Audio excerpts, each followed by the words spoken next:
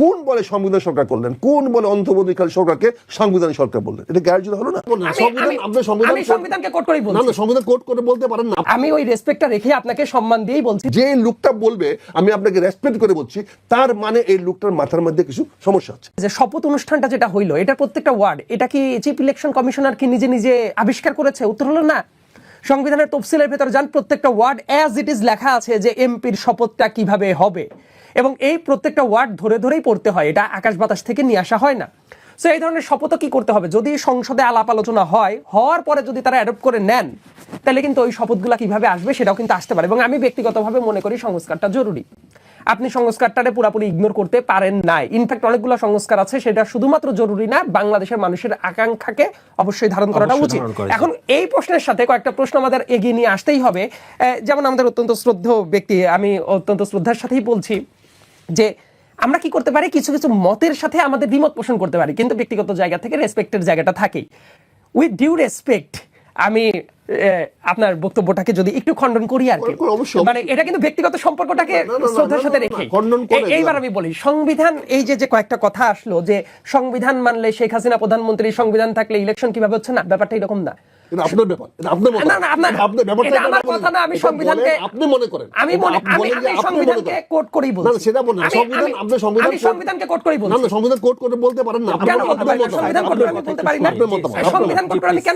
আইনের ছাত্র ছিলাম, সংবিধান নিয়ে আমার কেন জানাশোনা থাকা উচিত না, এবং আমি ওইখান থেকে সংবিধানকে ধরেই আমি বলছি সংবিধানে আচ্ছা আমি বলি অবশ্যই সম্পর্ক আছে।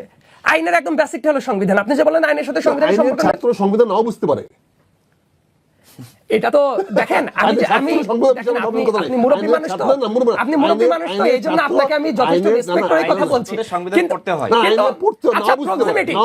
আচ্ছা আমি একবার বলি প্লিজ, আচ্ছা আমি একবার বলি যে কেউ বুঝে কি বুঝে না, এইটা টেস্ট নিশ্চয়ই আপনি করতে পারেন না, রাইট?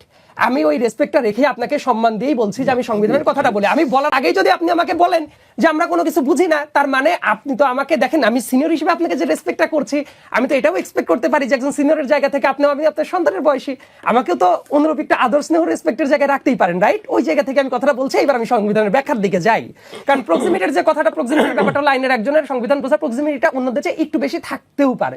আমি এই কথাটা বলছি। সংবিধানে কোথাও কি লেখা আছে ইলেকশন অ্যাজ ইট ইজ একটাই উপায় আছে যে 5 বছর পর পর ইলেকশন হইতে পারে? Answer is no. নর্মাল নিয়মটা হলো 5 বছর পর পর সাধারণ ইলেকশন হইতে হয়, কিন্তু যদি কোনো সংসদ ভেঙে যায়, যদি পদগুলো শূন্য হয়ে যায়, তারপর কি 5 বছর পর্যন্ত ওয়েট করতে হয়? সংবিধানে এটা লেখা আছে কিনা, মানে আপনি নিজে একটু জবাবটা দিবেন যে সংসদ যদি ভেঙে যায়, সেটা প্রক্রিয়া যেমনই হোক, হওয়ার পরে কি 5 বছর ওয়েট করে যেদিন ইলেকশন হয়েছে তার পরবর্তী 5 বছর পরে কি ইলেকশন হতে হয়? উত্তর হলো না। বরং সংবিধানের ভেতরেই আছে পরবর্তীতে কিভাবে ইলেকশনটা হইতে পারে সেটা বর্ণনা লেখা আছে। বরং ওইটা ওই 5 বছর পর্যন্ত ওয়েট করার ব্যাপার না, যেদিন থেকে ভেঙে গেল তার পরবর্তী পদক্ষেপ নিতে হয়। 2 নম্বর ব্যাপার, শেখ হাসিনার বিরুদ্ধে যখন আন্দোলনটা হওয়ার পরে আপনি বলতে পারেন যে এই যে আন্দোলন, কিসের আন্দোলন? কিন্তু এটা মাথায় রাখা হচ্ছে, ডেমোক্রেটিক একটা দেশে কারো যদি রাইটস, অধিকার ভায়োলেটেড হয়, তাদের আন্দোলন করারও কি আছে, যৌক্তিক যে রাইটটা আছে, সেটাও এই কনস্টিটিউশন দ্বারাই প্রোটেক্টেড। এবং এই গভর্নমেন্ট, ইন্টারিম গভর্নমেন্ট যখন গঠিত হয়েছিল, সেটা আর্টিকেল 106 দ্বারা প্রোটেক্টেড ছিল। পরবর্তীতে এইটা সুপ্রিম কোর্টে চ্যালেঞ্জ, এবং সুপ্রিম কোর্টেরও এই ব্যাপারে ডিসিশনটা আছে।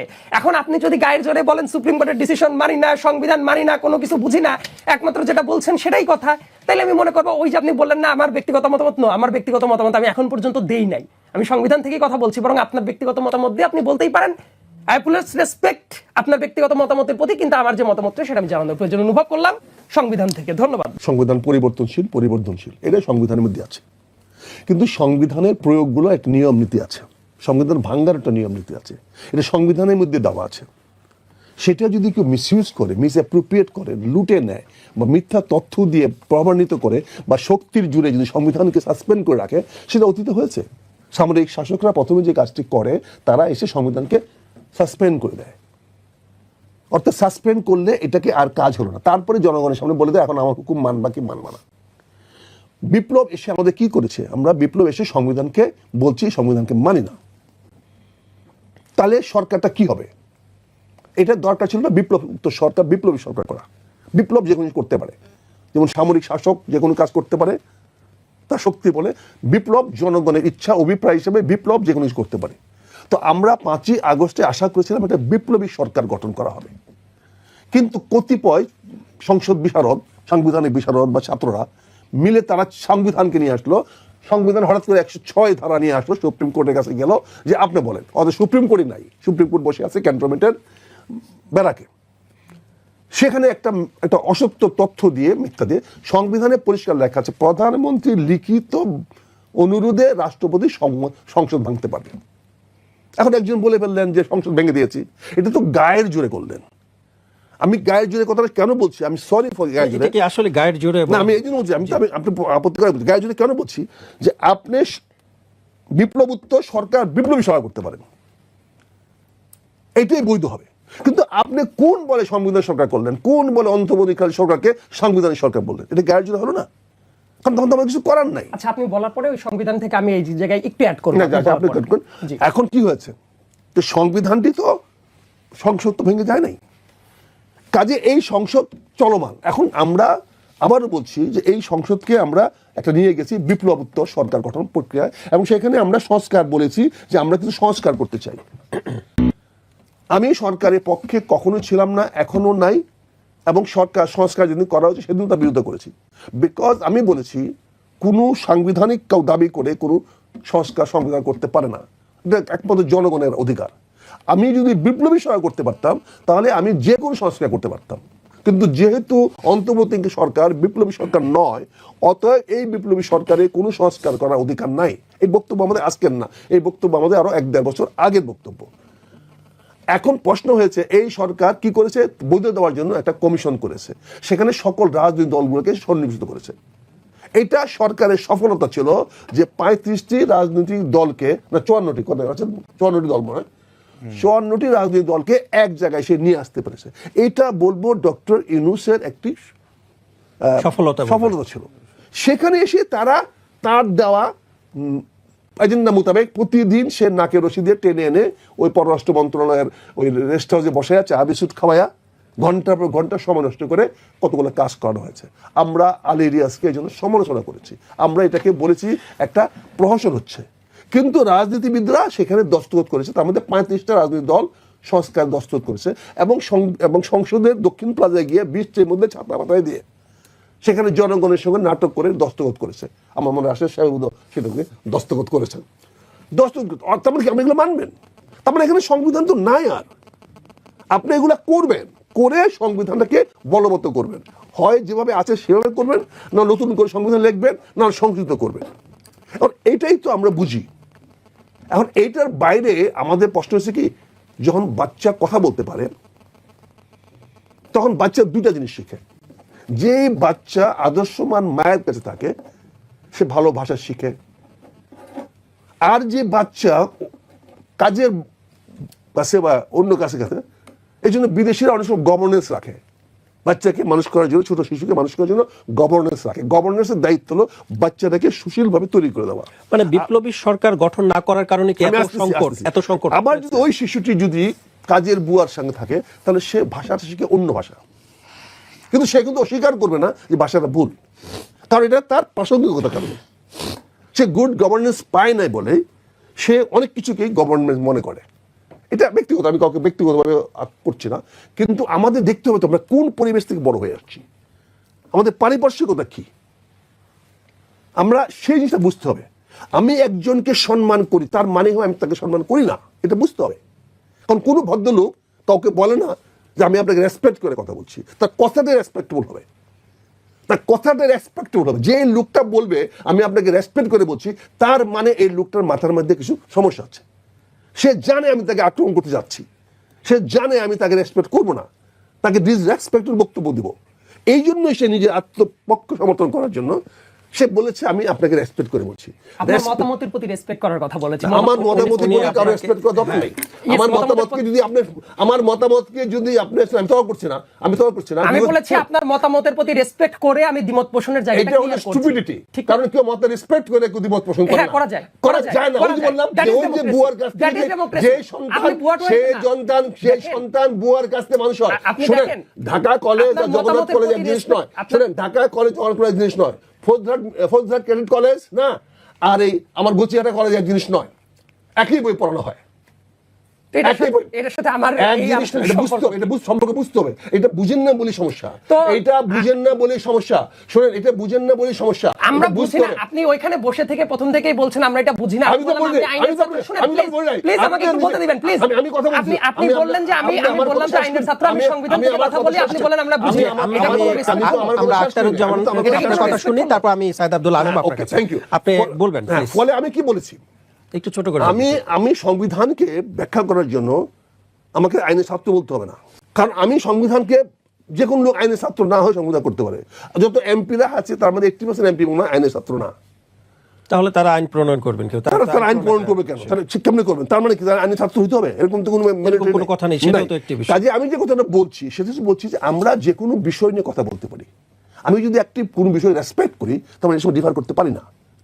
এটা গ্রামারে যায় না, এটার নাম গ্রামার না। গ্রামার মানে কি?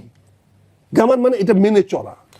কাজে আমি যেটা বলছি, আমি আব্দুল্লাহ সাহেবকে কোনো আক্রমণ করে বলছি না, ভাই সরি, কিন্তু আমাকে যে কোনো দিন ডিফার করতে হলে আমাকে আপনার বক্তব্যকে ডিফার করতে হবে। আমি আপনার বক্তব্য নিয়ে কথা বলেছি, আপনার মতের প্রতি রেসপেক্ট রেখে আমি ডিফার করছি। আমি আপনার কাছে একটু আসতে চাই, বিনয়ের সঙ্গে বলছি যে আমি আপনার কাছে আসতে চাই, এই যে এত সংবিধানের ওই পার্টিকুলার ওই জায়গাটা কোথায় একটু, জি তাহলে আমি একটু সাইদ আব্দুল্লাহর কাছে আগে একটু যে তারপর আমি আসছি আপনার কাছে।